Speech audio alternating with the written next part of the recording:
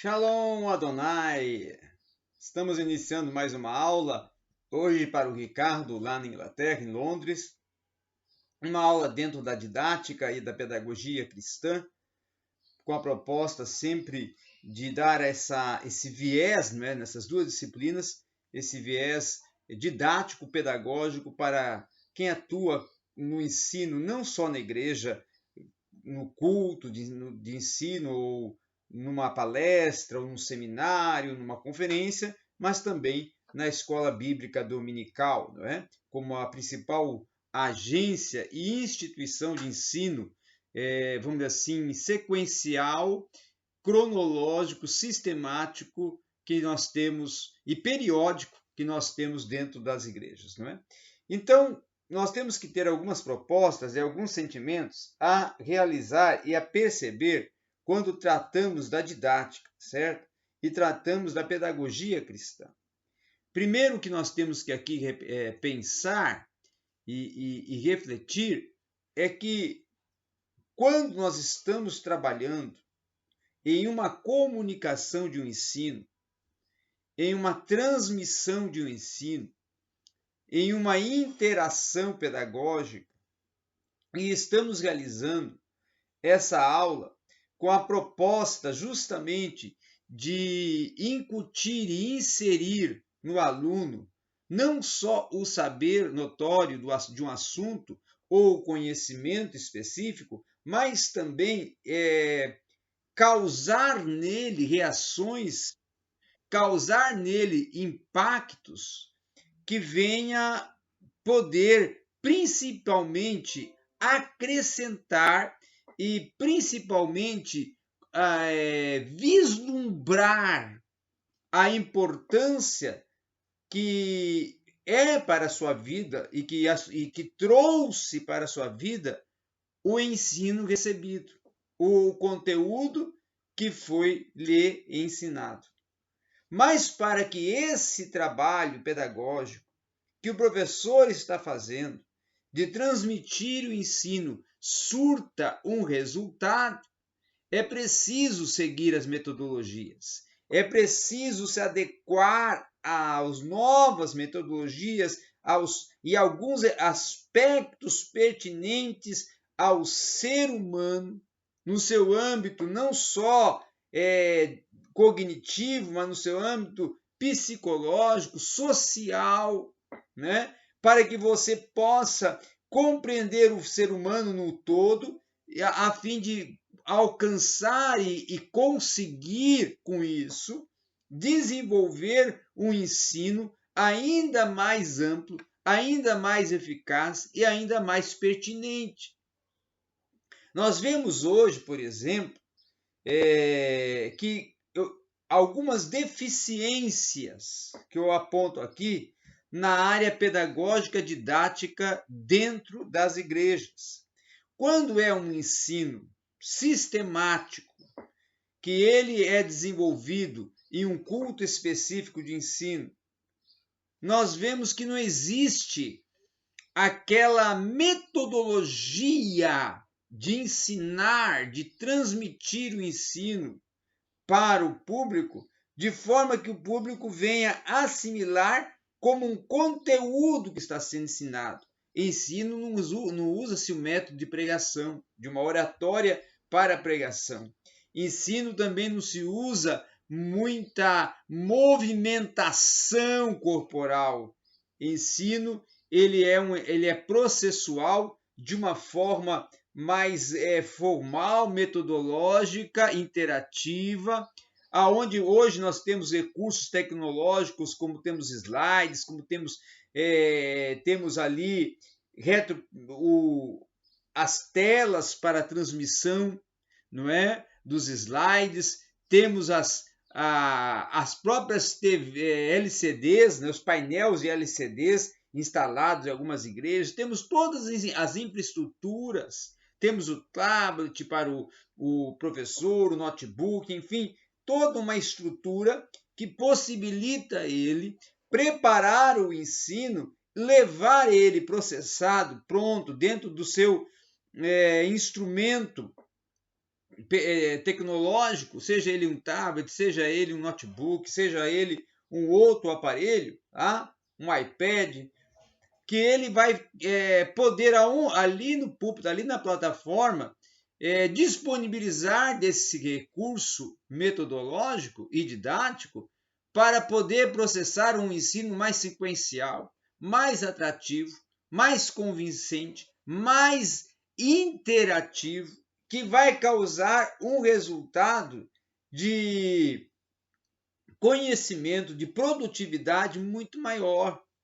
Outro, porém, também é palestras, seminários, simpósios, que nós hoje vemos algumas igrejas ainda valorizando e outras, por não valorizar o ensino e por não priorizar o ensino, estão excluindo e exaurindo e retirando, não é?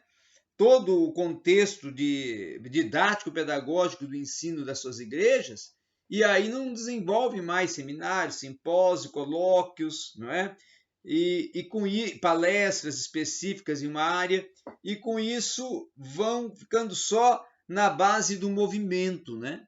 Mas quando desenvolve esse trabalho de ensino para uma palestra em cima de um tema, nós temos que programar o tema, preparar o conteúdo e aplicá-lo de forma convincente, atrativa, indo e alcançando a compreensibilidade do aluno, de forma que ele capte a toda o viés cognitivo dele, venha alcançar a compreensão, o entendimento do assunto que está sendo ensinado, lecionado, transmitido.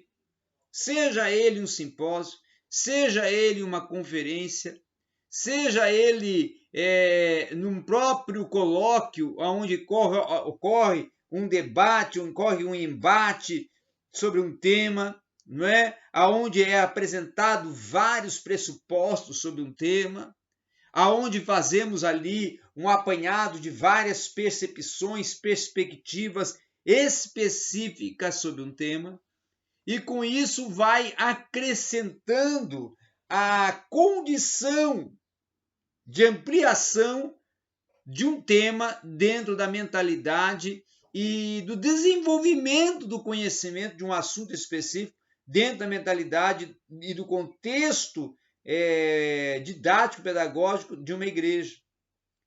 Agora, eu me preocupo e assim bato firme com a questão escola bíblica dominical e também com outra questão acerca de seminários e institutos bíblicos, né?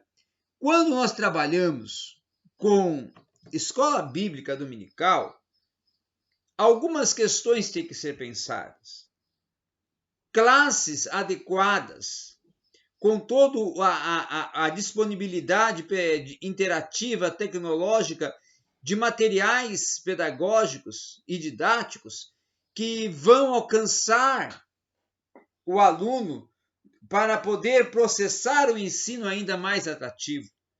Vemos isso quando temos classes divididas por faixa etária, alcançando a realidade de cada faixa etária didaticamente e até psicologicamente. Dentro da realidade do espaço daquele aluno, lhe valorizando e lhe concedendo as condições para ele absorver o ensino que lhe é passado. Distribuindo também não só as faixas etárias, mas os conteúdos específicos dentro da realidade didático-pedagógica de cada faixa etária. E com recursos pedagógicos convincentes e atrativos. Também temos que pensar na questão da formação, preparação e supervisão do corpo docente, aquele que é responsável pela transmissão do ensino, aquele que tem a condição, a capacidade de estar ali transmitindo o ensino, que ele tenha não só o conhecimento do conteúdo, o domínio do conteúdo, mas tenha formação dentro da área que ele está ensinando, não é? Não só formação, mas tenha também didática, porque às vezes a pessoa tem a teoria, mas não sabe passar a teoria, não tem a didática, não tem aquele viés pedagógico e didático que causa a assimilação, a compreensão e a absorção do ensino pelo aluno.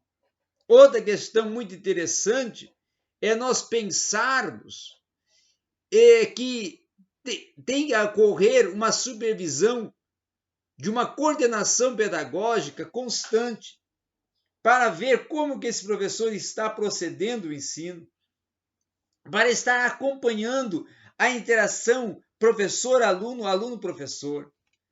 E hoje eu quero falar duas questões nessa aula didáticas muito importantes.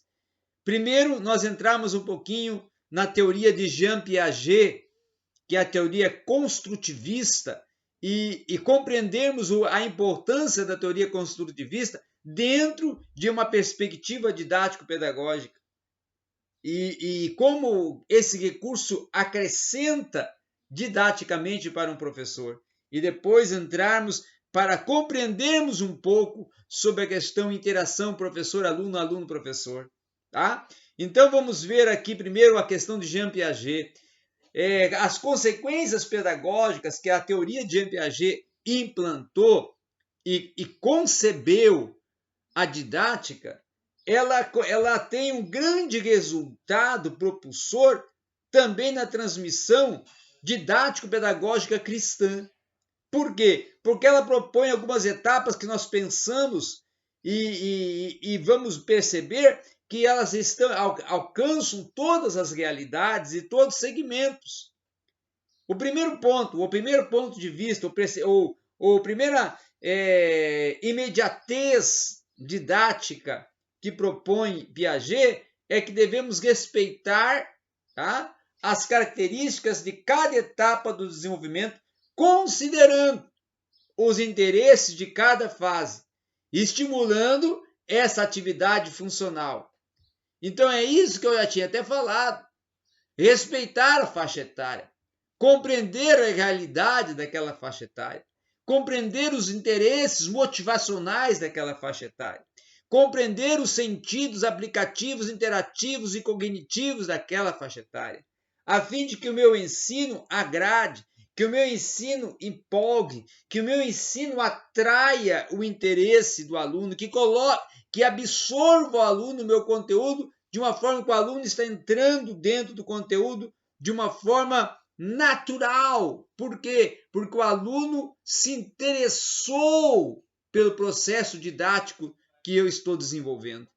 Tá? Outra questão também que temos que pensar é propor as atividades desafiadoras, desafiar o pensamento, desafiar o cognitivo, desafiar a atratividade, organizando uma forma de situações, problemas, que é aquela problemática, aquela dialética, né? Que vai estimular a reflexão e vai estimular até, inclusive, a descoberta, levando o aluno a descobrir, levando o aluno a se interagir, levando o aluno a ampliar aquele leque de possibilidades, de percepções, de visão de mundo, a cosmovisão pessoal, singular dele, para ele ir criando esquemas mentais de processamento.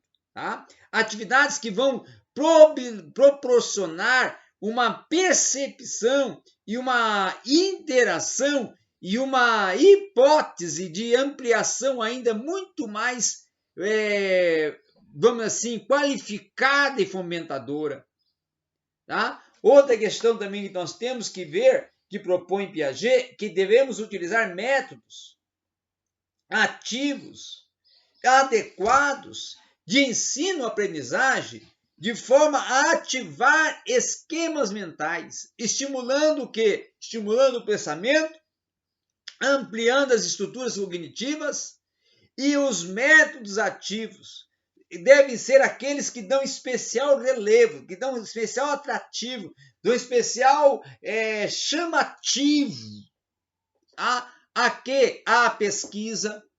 Leva o aluno a tornar-se um pesquisador, desperta nele esse sentimento por pesquisar, por buscar, por alcançar, por ampliar, a desenvolver uma construção de trabalho, uma construção de percepção, né? Porque a verdadeira aprendizagem, ela é duradoura a partir do momento que eu considero ela não uma aprendizagem meramente verbal, um produto meramente verbal ou gráfico, mas ela, quando eu considero que ela vai desenvolver uma sistematização e um acrescentar e um desenvolver de uma forma natural e experimental, eu vou proporcionando no aluno um crescimento natural, gradativo, até que ele absorva e cresça didática e pedagogicamente.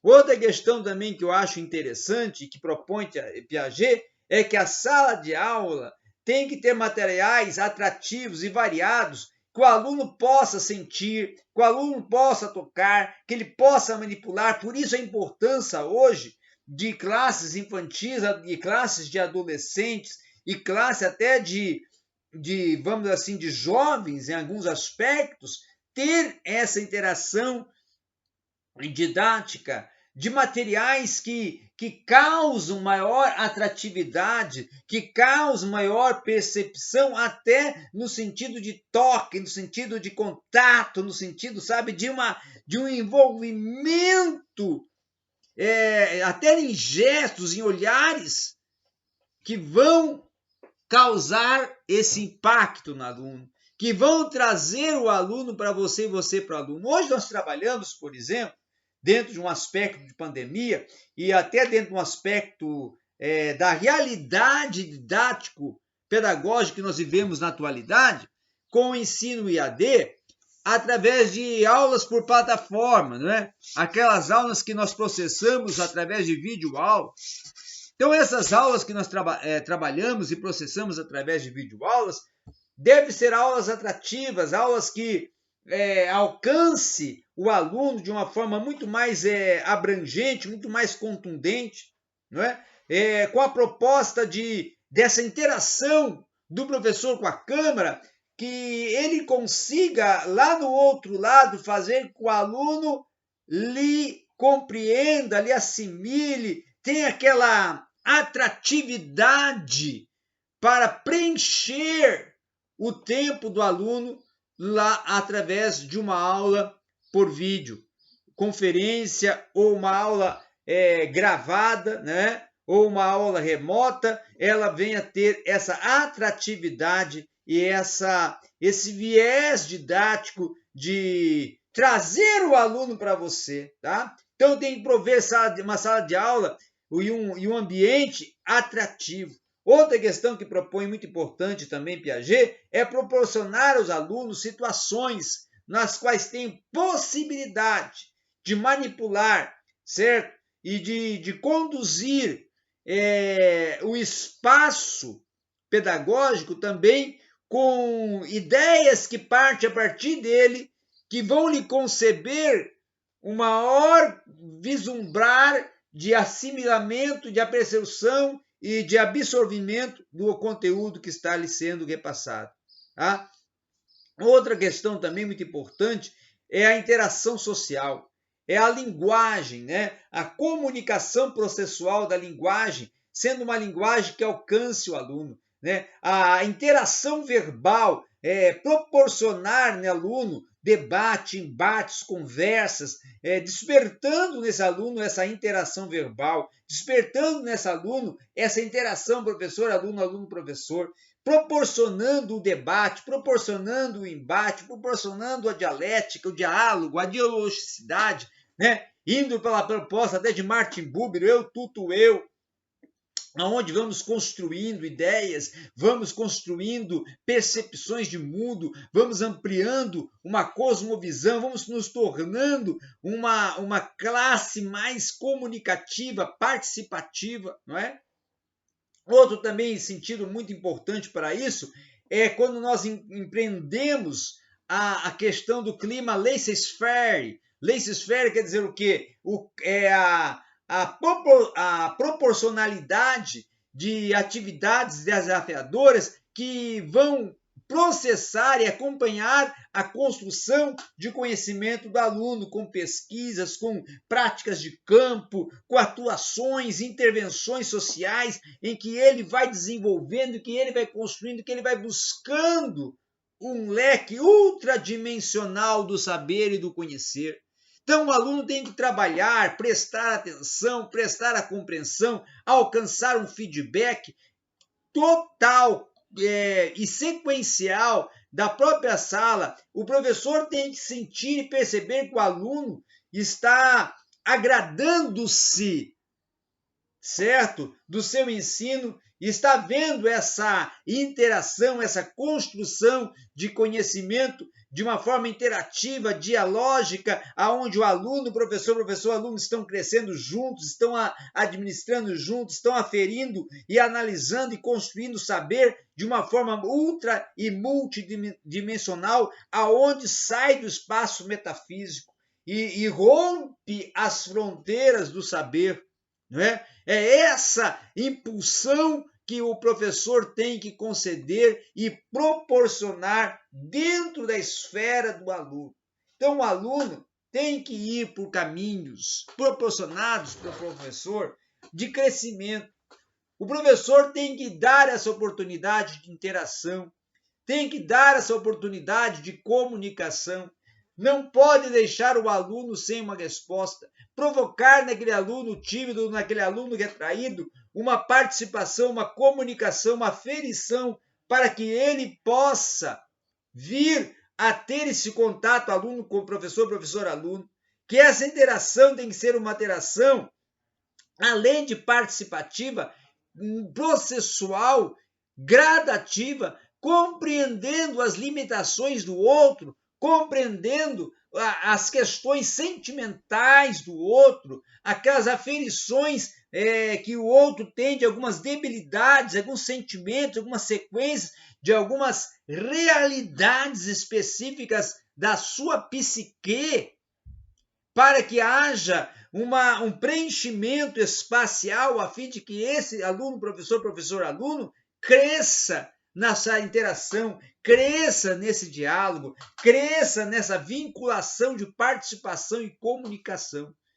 Então, isso é algo muito importante, algo a ser pensado, avaliado e analisado e executado no momento em que está se ensinando, no momento em que se está transmitindo, no momento em que se está subtraindo as dúvidas do aluno. Você tem que ser não só um fomentador, fornecedor de um conteúdo, tipo um Google, não. Você tem que ser alguém que provê, que concede o conteúdo de forma que este seja atrativo e que alcance a carência, a necessidade, o anseio que o aluno está nutrindo pelo buscar o conhecimento.